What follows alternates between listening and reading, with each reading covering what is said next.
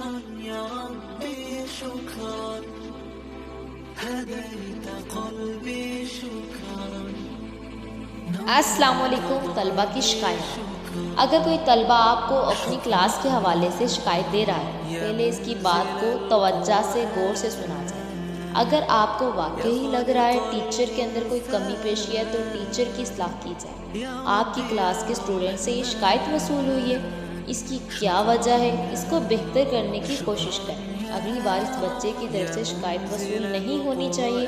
اگر زیادہ مسئلہ ہے تو ہیڈ سے بات کروائی جائے. کوشش کی جائے کہ کوئی یہاں سے چھوڑ کر نہ جائے بلکہ کچھ بن کر ہی جائے. ان کو اس قابل بنائیں تاکہ کل آپ کے لیے صدقہ جاریہ بنے. درمیانہ لہجہ استعمال کریں، نہ زیادہ نرم نہ زیادہ سخت ہو، تاکہ بچہ صحیح طریقے سے توجہ دے پائے. کچھ طالبات ایسے ہوتے ہیں جو استاد کو عزت دینے کے بجائے سمجھتے ہیں کہ ان کو سب کچھ آتا ہے اور وہ اپنے استاد کا نام روشن نہیں کرتے. اس طرح وہ وقتی طور پر کامیاب ہو جاتے ہیں مگر مکمل طور پر کبھی کامیاب نہیں ہوتے.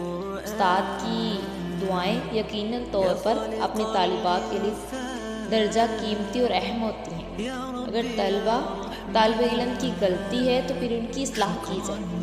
استاد کے ذریعے شاگردوں میں مایوسی پھیل رہی ہے. علم سیکھنا آسان نہیں ہوتا. اگر علم کی قدر ہمارے دلوں میں ہوگی تبھی ہم علم کو اچھے اور بہترین انداز میں سیکھ سکیں گے. امید ہے آپ سب کو اچھے سے سمجھ آ گئی ہوگی اور آپ لوگ ہمارے چینل کو شیئر کریں گے. جزاک اللہ.